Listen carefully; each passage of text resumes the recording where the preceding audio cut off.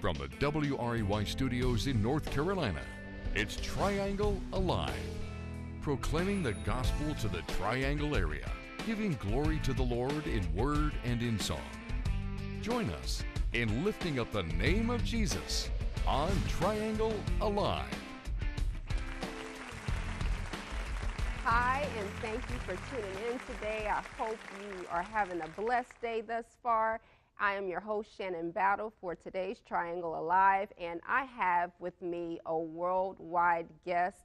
She has an incredible testimony that really is going to resonate in the hearts of many of you that are listening, because she's a real woman. This is not someone that was just genetically made up and compiled, and this is who she's become, but this is her life story, her life's mission.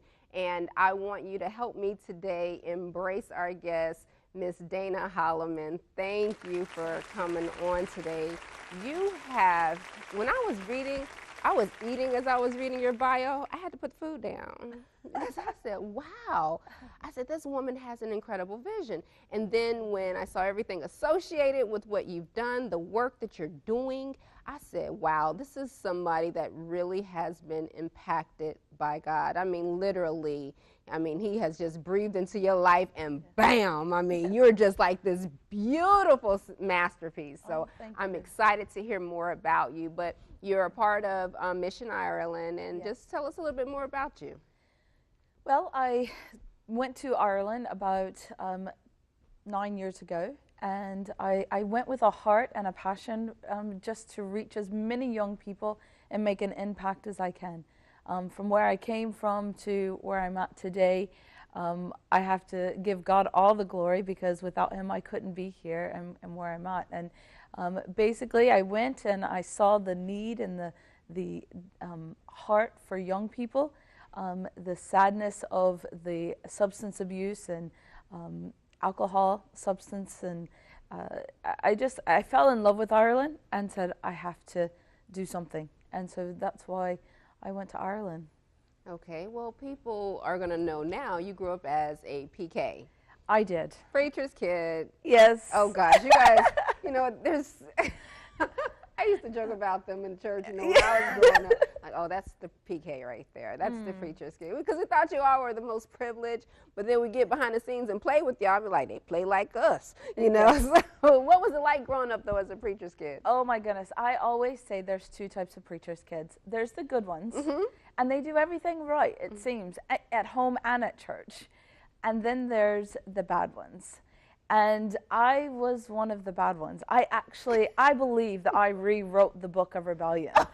I would go to church and I taught some of the church kids some things that they probably didn't even learn from their school friends. No, Dana, no. Yes, I did, and I gave my parents a lot of gray hairs,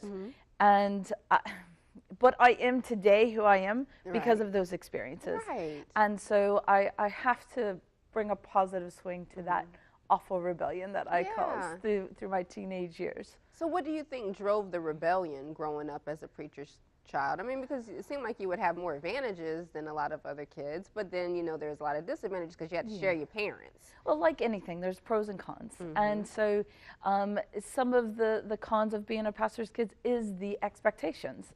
When you go to church, they just see a perfect family sometimes. And that's hard because we're just kids. Pastors' kids are just kids. Just like you said, when you got to know behind the scenes, they're just normal people. And I often was asked, well, Dana, you're the pastor's kid. You know all the scriptures. And I'm like, I don't know the Bible through and through. So it was that expectation that people put on the kids, on the pastor's family as a whole, but I suppose as me being the kid, I felt that expectation. It was also hard because we moved a lot. So the starting over, getting settled and then moving, we would move again, and not all pastors' kids go through that, but majority of them would. It's very rare for a pastor to stay too long in one spot. That was hard, but I look at the positive side now, and I'm very confident because I'm able to go anywhere. When I moved to Ireland, it was the best thing moving all of those places because I was able to move to Ireland and just, you know, adapt to that culture and fit right in. I can remember a lot of different stories about being a pastor's kid. And one of my favorite stories is when we moved in between it was my junior year. Now, I played sports all of my life. I am a sports fanatic. Go Patriots. I know, don't hate me because of that. Really? I know. Okay. I love sports, though, and I've played basketball and soccer all of my life. And it was my junior year of high school, and I was getting into a lot of trouble. I was hanging out with a lot of the wrong people. I got that attitude of, if people are going to talk about me, then I'm going to give them something to talk about. If the church is going to talk, let me give them something to talk about. So I really began to rebel. And we moved my junior year of high school from Baltimore City, you know, from that area, Baltimore County, but in Maryland? In Maryland, to the Eastern Shore. Oh. Yes. So it went from... Culture shock. It was worse than moving to Ireland, because it was a busy to cornfields across the street. And I was like, really? You know, this is not on. That was punishment, huh? Yes, that was punishment enough. But I can understand now why the move was important, because I was really going down a path that it wasn't good. And I was starting to hang out with a lot of people that I'm not sure I would be where I'm at today had we not moved.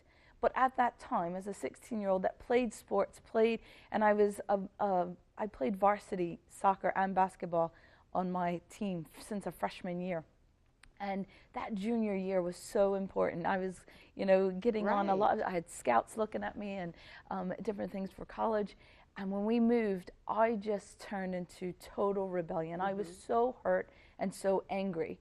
And I really took that and just ran full force and got caught up in drugs and drink and went down a path that I would not encourage anyone to go down, and any young person to go down. It's better to find someone to talk to. So when you moved and you at 16 and you're angry, a lot of kids don't know how to deal with their emotions and regulate them very well. Right. And you're going through those different life transitions, so that makes it even more complicated because you're really coming into who you are, asserting the independence and all of that. But growing up, were you taught how to manage your anger? How were you taught? Because I know as Christians, you know, we're taught pray about it, you know. But how did they teach you to? How did you know, your family and community teach you how to deal with your anger? Oh, absolutely. My parents were great, and they were so patient. Now that I look back now, and I have my own 13-year-old, they were so patient with me. But I just think it wasn't necessarily that I went to any counseling or, you know, got any special training on managing that kind of anger. I just think that I bottled it in a lot of my emotions. And the way that I escaped was getting involved with drink and drugs. That was my escape. And I know now that writing a journal or, you know, going to someone, finding that one person to talk to. One thing that I would say is no teenager wants to go talk to their parents. Right. That's normal. It's very rare for them to talk about every single thing. But being that pastor's kid, I felt sometimes that I didn't know who I was going to talk to. Who could I talk to? Because you feel so judged sometimes. And if you be a little bit transparent and show a little bit of yourself, then that can be used against you in so many ways. And not only used against you, but then used against your family. The family, as a whole. The pastor's family is supposed to be perfect. We're not supposed to have problems. We're not supposed to be struggling with issues. And so to go talk to someone was not easy. But I wouldn't have known then to go just write it down, to journal it. Or my mom and dad probably told me then, but I wasn't interested. Right. I was not into that. I was just so angry and so hurt that I just started hanging out with other kids that were angry and hurt and following their path. So do you remember the first time you ever used? I do. I was 13, actually. I wasn't even 16. I stayed in the night at one of my friend's house, and her mom had all of this drink locked up, and she was like, come on, Dana, let's, and we were going roller skating and all of that. So my parents thought I was going roller skating and spending the night at this, you know, oh, now they're going to know the truth. Well, but I was, thank God I was only 13. But yeah, I was staying up at my friend Shannon's house, and we and we decided to raid her mom's bottles. She had little small bottles of alcohol, you know, and so we raided those before we went roller skating, and that was my first time that I ever took a drink. Oh. And then so that's where the seed was planted. That's where the seed was planted. And I often hear, in Ireland, because it wouldn't be a surprise to hear 13-year-olds drinking. I often will think back to that story and know that I always said, it's only a social thing. I'm only doing it every once in a while. What's the big deal?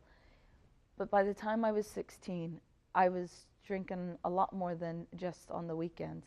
I was sneaking around as often as I could to get a drink. I would, and then I remember when I moved, and I was introduced to my first joint. You know, my first doubt of drugs, and thinking, oh yeah, okay, and it escalated more and more and more. And by the time I was graduating school, I was getting off the drugs, but you know, it was still, you know, you still have that desire, that hurt was still there, and until you get rid of that hurt, you want to cover it up with something. Right. You want to fix that somehow, some way.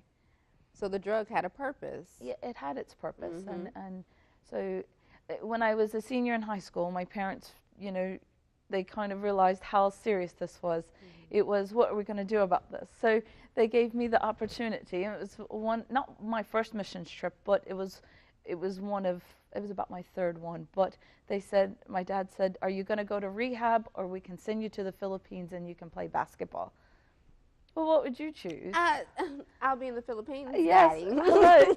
So I went to the Philippines and to Korea and to Japan, and I played basketball, and really just, I loved it. I loved being able to play basketball. So I got clean as far as drugs went, and I tried to stay off the drink. Was your only drug of choice marijuana? No, it was actually my friend that was giving it to me started lacing it with some cocaine. So I didn't get real deep, but enough to where I was hooked on it. And so I had to go through the withdrawal of getting off of it. As a teenager? As a teenager. How did your parents begin to recognize the signs? Well, I started doing some silly things. I started doing some foolish things. I think one time I went to a party, and I came home, and back when I was younger, me and my mom, we always played pranks. My family, my mom and dad, they loved pranking. And when I was a teenager, you remember did you ever do a tulip roll, like tulip paper people's houses and things like that? So we would do it all the time. And there was a family in a church that they would do us, and then we'd get them. And so one night I had planned to go out with my mom, and I can't remember who else was supposed to go, but there was a couple of us that were going to go out, and we were getting this family. It was somebody's birthday, I believe. And I went to a party first, and when I came home, my mom was like, we've been waiting on you. And I was like, oh no, I'm going to bed. And I knew I came in stumbling. Wow. And my mom later told me, it was years later, that she said, I was hoping, you know, I knew. I watched you stagger down the road, and I was hoping you'd trip into the thing. I was just really praying you got sick or something, you know. But that was, I think I look back now at that and think, that was such a stupid thing to do, where I thought I was fooling them, and I wasn't fooling anyone but myself. And then in the end, deep down, I wasn't even fooling myself. I got to a point where I didn't care. And I just felt trapped. I felt I don't want anything to do with ministry. I don't like this God that that I know so much about, that I know is in existence, but I don't want anything to do with this life. Yes. And I was just so mad and angry. So you were still going to church? Oh yes. My parents insisted. Mm-hmm. Sunday morning, Sunday night, and Wednesday. Okay. Every week. As long as I lived under their roof, I went. And I thank God for that. But as soon as I turned 18, I was ready to move. But I didn't move far. I couldn't cook. Oh, wow.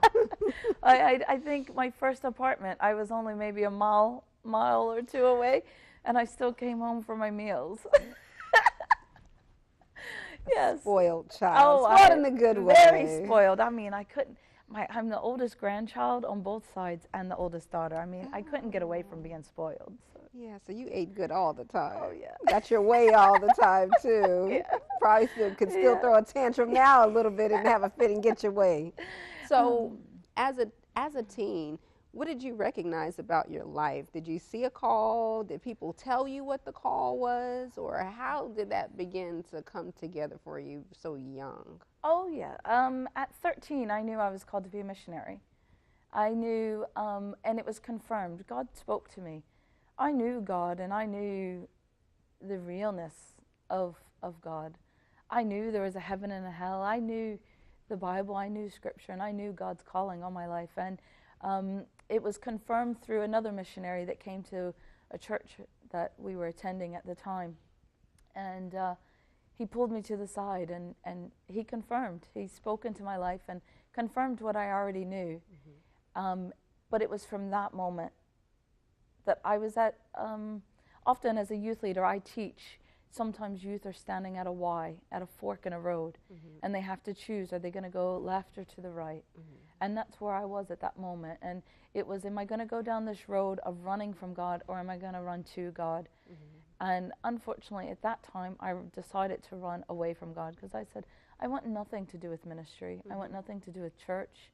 I want nothing to do with missions work. My heart was there. But I just wanted nothing to do with that lifestyle. And so I knew, but I ran from it for a long time. And how did that work for you? It didn't work. It didn't work at all. I even tried my first year of college. Was an awful time for my dad, I have to say, because I took a world religion class. And I did it, it had nothing to do with my major, but I did it purely for spite. I could imagine those conversations. I mean, and I'd come home and say, I'm going to become, whatever religion we were going through, I'm going to be Islamic, I'm going to be this, I'm going to be that, And my dad was like, well, why? And I would come home, and the one probably that was the most prominent was Buddhist. And I said, I'm going to become Buddhist. And he said, why? And I said, because I love the meditation. I love just... So I went to a temple and everything. And I took my sister the second time we went to the temple. I was raised Pentecostal. Right. And so we sat there, and my sister was like, Dana, when are they going to sing? And I was like, oh, no, it's quiet. We meditate. And she was like... and. She got into a giggling fit, Yeah. And it was so you were awful. Funny to her. It was awful, really. And we left there, and I said, okay, I'm not going to be Buddhist now, because we can't even get through the service without talking. So nope, that one's not going to work. That doesn't work. And then the last religion was Christian, and we were talking about the different Christian, and so Catholicism came into it, and I said, Dad, I'm going to be Catholic. And he said, why? I said, because they believe that they can drink and go to heaven. And I said, so then I can drink and go to heaven. And he was like, what? That's not even true. But in my head, at 18, right. I was like, this is right, And so I've learned a lot about Catholicism and the beauty of the people living in Ireland, because it's 95%, Catholicism. And it was a totally different perspective that I had at 18 than what I do now. But that was my justification for wanting to switch. And it was more so just to get to my dad and to get under his skin. And I think I gave him a few extra gray hairs because of that. So what, now that you look back on it, what were you trying to get him to recognize? I'm not even sure if it was anything to recognize. Maybe it was me just wanting to explore other religions and say, how do I know that this is real? Mm-hmm. I know that you tell me to read the Bible and that the Bible is real, and I know that you say it. I know that I've been to our church and I've seen the Spirit move, but how do I know? And how do I tell somebody that has been raised, just like I was raised Church of God, how do I tell someone that's raised another religion that they're wrong? And I went through a real complex time, and I think a lot of kids raised in church go through that, or pastors' kids, because that's all you know.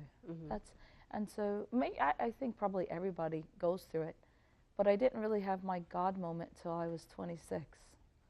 So you had a lot of playing time. I did. I did. He gave you a lot of mercy to play. And I tell you, I look back now at some of the stories, some of the things, foolish things that I did, and I say, God, you had to be with me the whole time. Of course, because like I'm envisioning the why that you're talking about, that you teach the other kids about. And even in the running away, it seems like it runs you right into where you need to be in the first place. It took me right back every time. And since I was 13 until I actually had my God moment, that time of saying, God, I surrender my life to you. Everything that I've done, I want to use for your glory. I'm not going to give the devil credit for the things. I made mistakes, but I will use that for God's glory. And from that time until I surrendered, from 13 to that moment, it was just a big circle. Because God has a plan. He had a purpose. He had a destiny. And I couldn't not fulfill it. Was it some big thing that led to the surrender, or was it just time? How did it get to that point? It was time. It was absolutely time. I was going to University of Cincinnati, and I moved into an apartment. And because I played sports, I ran a few miles every day. And the apartment that I moved into, I went because it was near the main part of the campus. And I worked at University Hospital there in Cincinnati as well. So I never knew that there was a church right behind my apartment. Had I known that, I would have probably never moved into that apartment. You wanted to stay far away at the time. I wanted to stay as far away. I mean, I moved state to get away from my mom and dad asking me, am I going to church today? I was trying to. Every Sunday, my mom would ring me and leave me a voicemail. Are you going to church today? And at one point in college, I would say, oh, yeah, I'm going to Bed Springs Church of God, and she said, oh, well, that's good, Dana. I'm glad you're going to church. And then she copped on that it was my bed in Bed Springs. But I was trying to fool her. I haven't heard Bed Springs. Yeah, Bed Springs Church of God. And then I went to the hospital, and I said, work me every weekend. And I had to work 16 hours. And I said, work me 16 hours on every Sunday. It's okay. Okay. But this is how funny God is all the nurses I worked with, because I worked every weekend, so I had weekend nurses, they were all Christian. Dana, when are you ever going to give your life back to God? Really, God? Are you having a laugh? I'm trying to run from you, and you've put me even on a hospital floor. You keep getting closer and closer. With Christian nurses. And then I would go running, and I'd pass that church, and it was a Church of God every time. Found out later my dad was friends with the pastor there, and I was just like, are we joking? So there was a couple pastors within the area all praying for me. I didn't have a chance, really. And so it was after a weekend that it was a crazy weekend, and one I'm not proud of. But on that Monday morning, I just woke up and said, a weekend full of everything I said I wasn't going to do, and I did.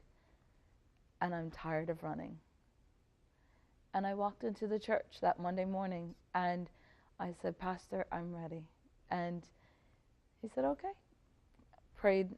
I prayed, I gave my life to God, and it's never been the same since. I went back to the guy I was dating and said, I've given my life to God, this is it. And he wanted nothing to do with God. He wanted nothing to do with that. So that was the end of that, and my life changed from that moment on.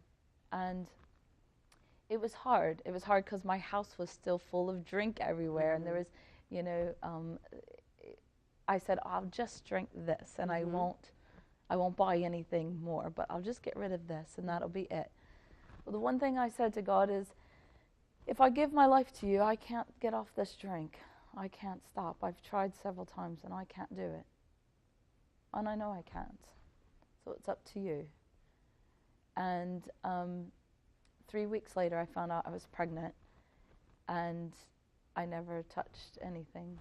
You had no choice. Well, you had a choice, but Well, really at that point, it was like... From that, and I look at my daughter today, and I said, she saved your my life. blessing. She's my everything, my joy, my, you know, God really gifted me with such a blessing. And there's times where God uses her, and she doesn't even know it, you know, where she'll say, Mom, and she reminds me, you know, and I'm like, okay, God, I got it, you know. Yes, that is amazing. And now all that isn't in the bio, so I'm glad I had a chance, you know, to find out some of the details. But we're going to listen to some music by Rose Belk and the song Oceans, which is going to bless us. And as we return, we're going to hear more about what led you from Baltimore by way of Cincinnati, by way to Ireland. Great.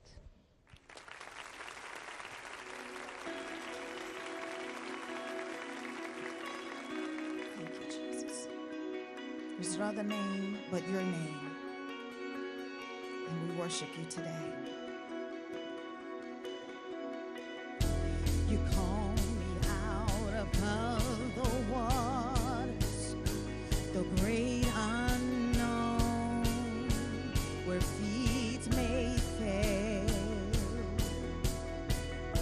and there I find you in the mysteries, in oceans deep, my faith will stand.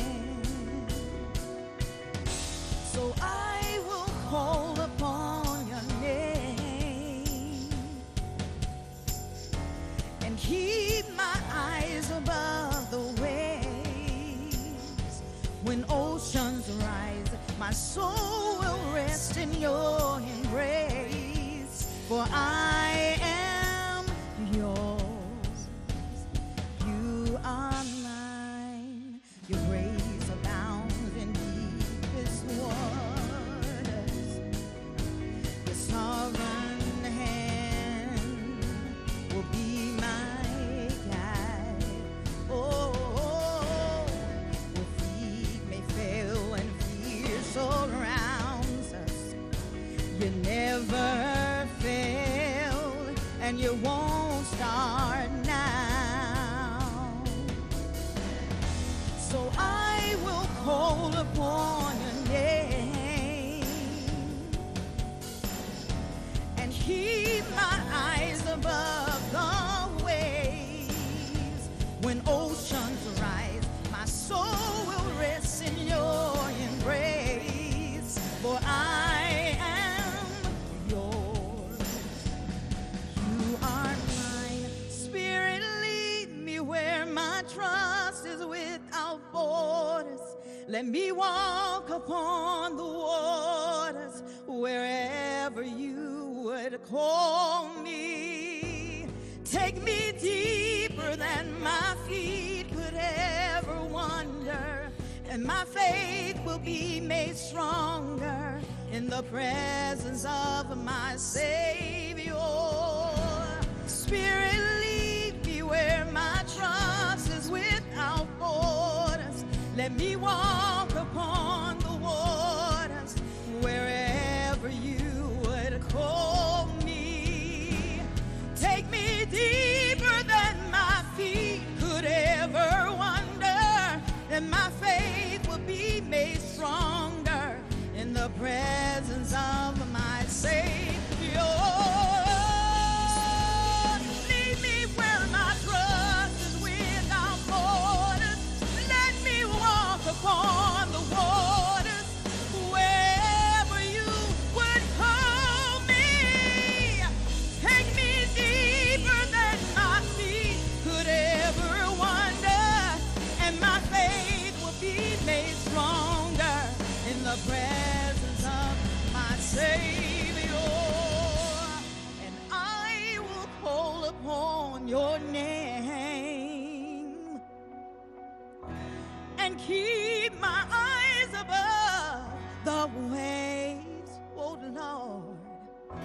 My soul will rest in your embrace, for I am yours and you are mine.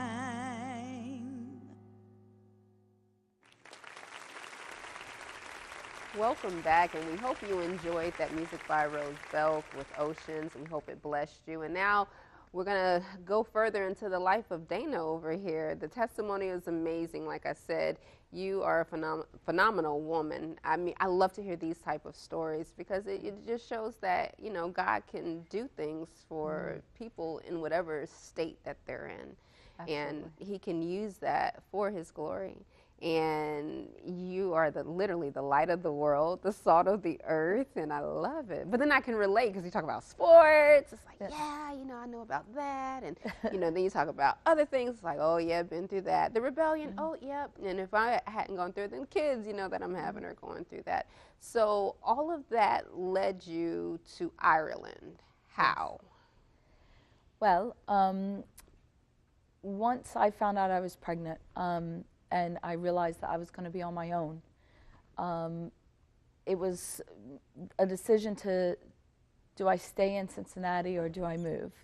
And so my parents graciously said, come live, you know, with us and we'll help you, because I was doing my last year of school. Okay. And so I actually went back to Illinois. They were pastoring in Illinois at that time. And so I went, and my mom took 2 years off work. And instead of me putting my daughter into daycare, she minded her while I did my last year of school, and worked for an extra year. And then Kayla was 2, so it was just a process going through. A lot of healing had to happen, a lot of things that had to go on. We had to get used to just the 2 of us, and I became my dad's youth leader when Kayla was about 3. They needed a youth leader in the church, and so I stepped up, and I knew the moment I gave my life to God, I said, God, I will use my experiences for your glory, and I will reach as many people as I can through, you know, the doors that he opens. And that's exactly what I did. I began to youth lead, and then I decided I wanted to get back on the mission field because I knew that's where God ultimately called me to be. And so I took a trip to Ireland. It was only supposed to be for 2 weeks. But while I was there, God said, this is where I want you. And I fell in love with the place. I fell in love with the people.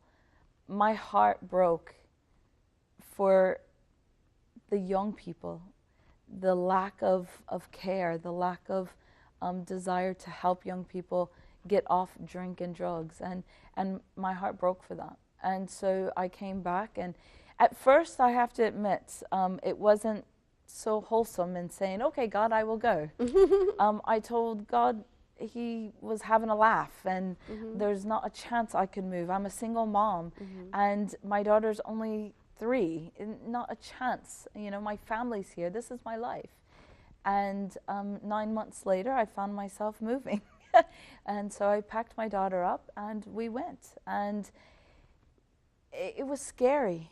It was so scary, but I'm reminded that that we're to have childlike faith, and God says he will never leave you nor forsake you, and that if he wants you to go, then I had to go, and there was nothing that could stop me. There was nothing, you know, to prevent me from going, because God was going to make a way. He's a God of impossibilities. At that time, and you were still young, you were under 30, so you know you were still young at that time. How did you confidently know that you were hearing from God to uproot everything that you knew, everything that you were familiar with, and relocate to this foreign country? If I'm honest, I probably had a mixture. I questioned a lot within me. I really questioned, was this God that I was hearing? And so the way that I left it, because I was young and still very immature in that, and hesitant and knowing if I was hearing God or not. So I just simply said, God, close the door if it's not you. Okay. But if it is you, then you continue to give me the strength to walk forward. And that door never closed. And at one point, I think the closer it got for me to move, I was praying, and I think my parents were probably praying as well. Let that door Close close. the door, close the door, close the door. Please, Lord, close the door. I think I misheard. Please. But when we got on the plane, it was hard. I knew there was tough times ahead, but I also knew that God was with us through it all. And I had to continue. In Isaiah 6:8 it says, "Who will I send?" And I simply said, "Send me, Lord." And that's what he did. And those first few years in Ireland, though, they were rough. They were rough. They were. Okay, God called you, you felt, this passion and everything when you got there for those 2 weeks. Did you know what you were going there to do when you moved, or did you have an idea? I did. I actually, we went with the intention to start a Mission Ireland, a discipleship program. And when I first moved there, I went with confidence that I had all the faith in the world, and that's easy to do when you're getting a paycheck every 2 weeks. I had all the faith in the world. I had everything together. I had a plan. I had a budget. I had purpose, and I knew what I was going to do. And once I got over there, though, it was as if I hit this wall. And God said, "Now that I have you here, let me show you my plan." Wow. And everything that I had planned fell apart. The discipleship fell apart because we had American students coming over. That fell apart one by one for different reasons. And then it came to a decision, am I going to stay here or am I going to go back to America? But I couldn't go. I had nothing. I had no reason to be there at that point, other than I knew God put a purpose in my heart. I knew I had a vision. And I knew a couple of people that I said, I'm going to have a chat with them. And so I went to our overseer, and Nick Park, and I sat with him and his wife Janice, and I said, this is what I have a vision. I have a heart to see happen. There's no youth program for our church. The Church of God is very new in Ireland. We only have, I think, 28 churches in the whole country, and we've only been established there for 22 years. And so it's still very new. So there's no youth program, there was no youth department, there was no, in many of our churches, there wasn't even youth groups. And so I couldn't in my heart go back and not have tried to do something. And so I said, okay, God, I'll stay. And it was at that point that God began to deal with me. And so the first 2 years, I didn't do much ministry, I have to say. It was more God ministering to me. I realized that I was a broken mirror, shattered, and that he had to put the pieces back together. And he, I would have had a problem with trust, and he put somebody in my life that I learned to trust. And she can read me like a book, and I said, God, we could have done this in America. Why bring me across to another country? Where is the ministry? What's the purpose in me being here? You had to take away some of that cushion. Exactly. Because you always had cushion at home. Yeah, mama, daddy, and other people that you knew. So, he just made it more available for you to use him as your cushion. Right, and that's exactly what happened. Is he said, I need you to learn to rely on me and not everyone else. And he had to do a work within me. It's the potter and the clay, and there was a lot of flaws, and he had to mold me, and he's still molding me. He's still, it's still a work in progress. Yeah. As most of us, Yes. most people, we're not perfect. All of us, exactly. We're never going to be perfect. There's always a place of improvement, and but at that moment I was broken, and there was a lot of things to go through and fix, and it was hard. It was hard for my daughter as well, because her mom was broken. And at that point, I didn't know how to give. I didn't know how to love, because I was so broken and so hurt. And so it was like starting over. And so together, we grew up. Yeah. And that's how I like to put it. We didn't literally grow up. I was still a mom. But There was a lot of things, and I'm totally different now than I was 9 years ago when I first moved there. Thank the Lord. Thank God. Well, I said there was easier ways, but you know, God has His ways and His purpose for everything. And so it was a few years later, I went to Nick and I said, right, I want to start a youth program. Is that Mission Ireland? Yes. Okay. So, well, within Mission Ireland, we started the Church of God Youth Department under him, under the state office there, or our national office. And then I started a youth event, kind of like Winterfest, or have you ever heard of Winterfest? Yes. So kind of like that, but not American. And I went to an event called Soul Survivor in England. And I said, now I want to take both of those events and make something Irish style. Okay. And so that's what I did. I just took a leap of faith and I said, I'm so inadequate. I'm so unprepared. I have not a clue. I've never been trained on this. And God, do I know enough of your word to preach, to teach, to do this? And he just said, trust me. And I took that first step and I set a date. We put the program together and it was a hot mess. But it was beautiful. Yes, I was about to say that's probably the beginning of a beautiful creation. It was. That first weekend was a hot mess. There was nobody knew what was going on except for me. I know, right? And it was all in my head, and I didn't have a clue what was happening. And I learned so many things Through the mistakes. through all of those mistakes, and I just kind of took it and said, I look at where Wake Up is, or the youth is now, where Mission Ireland is now, and I look at that, where we're headed, and I say, God, that's where I came from in my own personal life.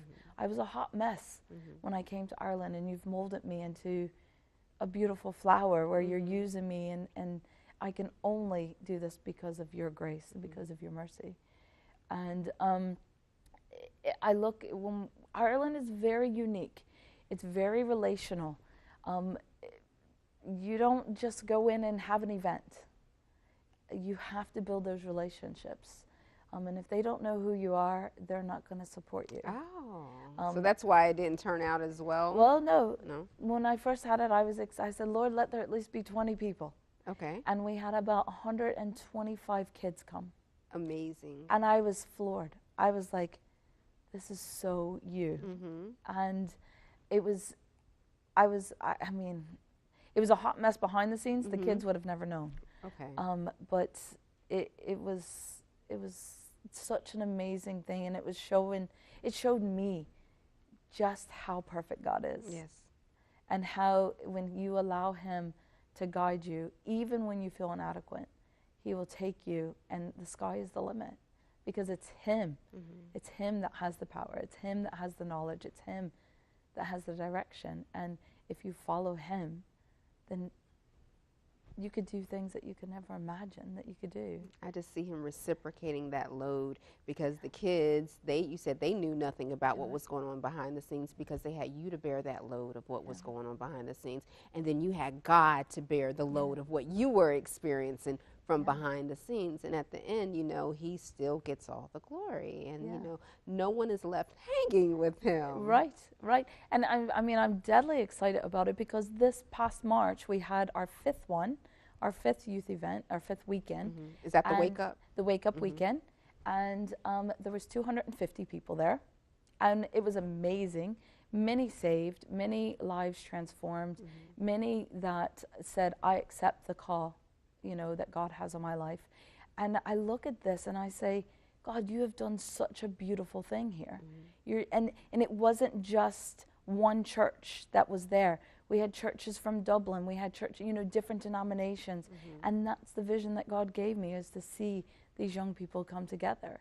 And it was beautiful. And now in September, we have a worship leaders training day. And November, we have a youth leaders training day. So it's beginning to grow in such a way that I say, God, you are so amazing.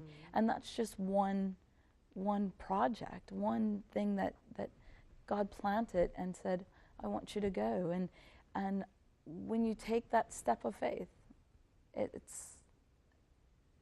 takes me back to Peter in the boat, and Jesus is standing on the water, and he says, "Come out." And Peter is like, "Not a chance. We're in the middle of the ocean." And Jesus says, "Do you trust me?" And Peter steps out, and he can walk on the water with Jesus, you know. And it wasn't until he looked around and saw the dangers around him and saw the waves and saw all of that, that's when he began to sink. And sometimes we do that. And there's times in the last 5 years where I look at Mission Ireland, I look at the being in Ireland and the ministry, and I've looked around and said, "God, I can't do this. I feel so overwhelmed." And there was times where I've said, "God, I'm out of my depth here. Do I need to go to Bible school? Do I need to, what do I need to do, God? Yeah. I need to do this, and I have to do this, and I didn't even realize you're having this one-way conversation. Yes. Lord, but you know. And that's exactly what it was. And he says, "Look back at me. Let me lead you. Let me take you." And that's what I did. And that's what happened to Peter. Peter, you know, Jesus says, "Come on, come back to me. Don't look around you, just come back to me." And then he was able to walk back with Jesus and get back in the boat. And if we do that, at that moment where we're sinking, at that moment where we're in the middle of the ocean and we feel so overwhelmed, and it's at that time where, as a single mom, as you know, in ministry, as a single woman being in ministry, I sometimes say, "God, I'm so out of my depth.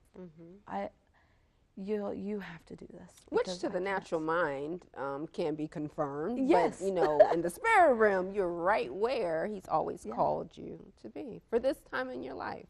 Not knowing where it's going to take you later, but for this time, you know, it feels good to know that, you know, God, I am in the right place. You know, there's a story that I think about that my first few years there, not that sometimes I still have hard times, but I've learned to trust God more. So I wouldn't say that it's always easy now.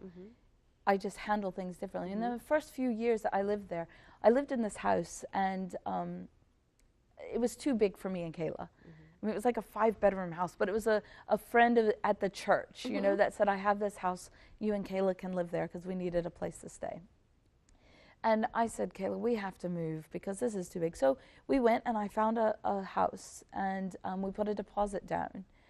And then my friend said, I have to take you away for a couple of days. You're too stressed. And I was like, "Oh, but I've got packing, I've got this. You've put your deposit down. You're going to go get your keys. I'm taking you away for a few days." And I said, "Okay." So I went, and when I came back, I went to get the keys, and the realtor said, "Oh, sorry, somebody else offered more money, so we gave it to them." And my landlord that I had in the house that I was living in then had already promised the house to someone else. So I had only 4 days to find a place to live. And I broke, and I said, "God, you sent me here, and you said you'd never leave me or forsake me. Your word says this. So why do I not have a place to live? I'm now homeless. And if I was on my own, I could handle this, but not with my daughter. No, she doesn't deserve this." And it took me back to even being a pastor's kid and some of the things that we had to endure. And my parents would say, "I know it's not fair for you, but this is how it is." And I thought of my daughter and said, "This isn't fair to her." And I said, "God, this is not what you have planned." And when I looked around me, nothing seemed right. But I knew in my heart that I was right where God wanted me to be. And I said, "So God, you have to sort this out." And I broke down and I started crying as a normal person would. And then 20 minutes later, now it doesn't always happen like this, but 20 minutes later I get a phone call, and you know, another lady from church, and said, "God, where have you been? God told me 2 weeks ago to take care of you, and I've been trying to get a hold of you. What's going on?" And I was like, wow, okay, so now we've got a place to live. She said, "I've got the room cleared out for you and Kayla, and I don't know what's going on, but you're moving into my place." And I was like, great. And I said, "Thank you, Lord, that you are always on time, that you always provide, that you don't ever leave me or forsake me." But then a little fleshly got into me. And I said, "But Lord, 2 drama queens under one roof? this is a disaster. You know, and my dog, which is a bit nuts as well. And I said, oh, 2 drama queens and a nut dog, you know, and so you went from, oh, this house is too big, to now we got 2 drama queens and now a dog. 2 drama. Lord, what are you playing at? But I got the lesson I learned in that is, are you going to be obedient? Mm-hmm. When things look rough around you, when it doesn't seem right, when everything seems as if it's falling apart, or it doesn't seem like you're supposed to be there, do you really trust me? And are you willing to be obedient? And I said, God, I'll go where you want me to go. You've opened this house, and I'll go. Teach me the lesson that you want me to learn, whatever it is. So it sounds like God had to wake up Dana before Dana could wake up Ireland, right? Exactly. That's exactly what happened. And I think back to that. And by the next week, I had an apartment to myself. Mm-hmm. It opened up. The realtor, mm-hmm. Got it for lower than what I was asking for. So in the end, me and Kayla ended up moving into an apartment on our own. But there was that weekend of God saying, are you going to obey me? I've opened this door, and are you going to obey me? So you went from asking God for 20 people at an event, and now he's surpassed that, over 200, and you're doing all these different things with leaders now. Yes. In ministry. What else do you see? What's the vision that you have for Mission Ireland? Well, I just want to get my story out there. I really feel God saying, get out there more.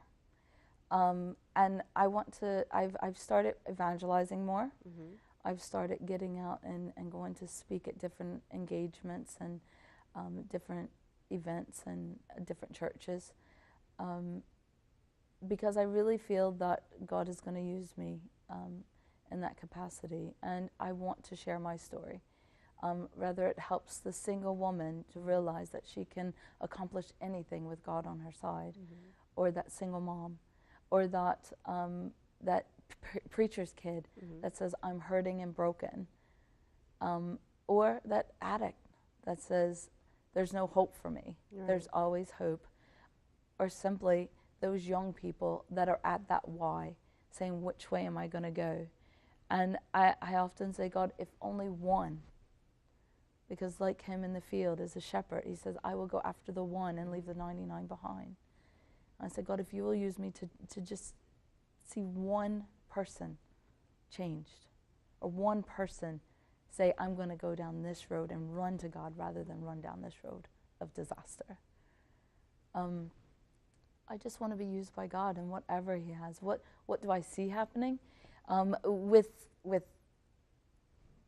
evangelism, with going to speak in Ireland per se, because of all of this teaching, because we have these young people, we've decided to start a school of ministry. Mm-hmm. And that's one big thing, a project that we're working on now. We've started advertising now. You can get a certification, right? We want to eventually get to that point. Okay. So the school of ministry that we have a threefold. So first off, it's teaching young people about prayer and a vision for 24/7 prayer. Prayer is much more than a Sunday morning going down to the altar and saying your prayer. Mm-hmm. There's so many ways that you can connect with God, through creative writing, through art, through singing, through music. There's so many different ways to connect to God, and so we want to teach them that, and we want to push 24/7 prayer, because prayer moves. Prayer does, yes. It works, and prayer connects you with God, and that opens doors for so many things, and assures you, it encourages you, it lifts you up.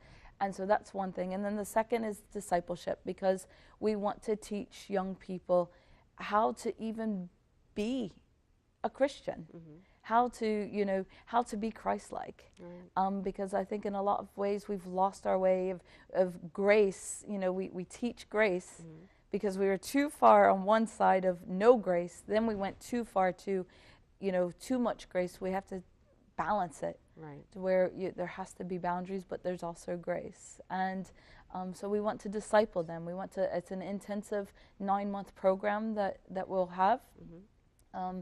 And we want to make it, Lord willing, we'll make it a residential and see that grow with that discipleship program. And then the third phase is the accredited School of Ministry, the college credits, and getting it to where they can come for Bible college. Amazing. And we have a building, we have a place, we have it in mind. It is going to cost quite a bit to get it ready and refurbished, and there's quite a few repairs that have to be done. But we're believing that God will bring those finances in and bring in the workers even to make it happen. Well, you have not, because you asked not how much money do you need for that building. We have we need to start with all the renovations is $250,000. I've converted it over from euro. $250,000, and that's for us to get the building even ready, and to kick off next September. So we're praying that money in. So, Lord willing, we need to renovate the building. Not only that, I just found out that our church bus went up, and we were planning to use that to be able to take our students to different churches and different areas. So that is now also, but God will provide. God will make provision for all of those things, and I believe in great things. We're kicking off this September to start advertising it and really push it, and then next September we'll start with our first discipleship program. That's so amazing. God has taken it to so many heights, right? Heights and depths. I mean, I was telling you about Wake Up with the 250, but then a few weeks right before I came, we had an American team come over, and we have several different groups coming over for this crusade. I4J is what it's called, and they come, and we had this crusade where 31 churches came together. That does not happen. It's in Ireland. It does not happen, and we had 31 churches come for one reason, and that's to worship the King of Kings, and it was beautiful. And that is beautiful that he's using you as that chosen vessel to make that happen in Ireland. Yes. We thank you for coming on the show today. Thank you so much for the opportunity. And we stand in agreement with you that everything that you're believing God for is going to happen. Amen. And you're going to see it happen, and the money is going to flow in. Thank you all for tuning in. If you want more information about Mission Ireland, please just follow the caption below. And we ask that you support the ministry. Dana definitely has a great heart, and we know that God is doing great things as well, not only here, but in Ireland. Thank you for tuning in.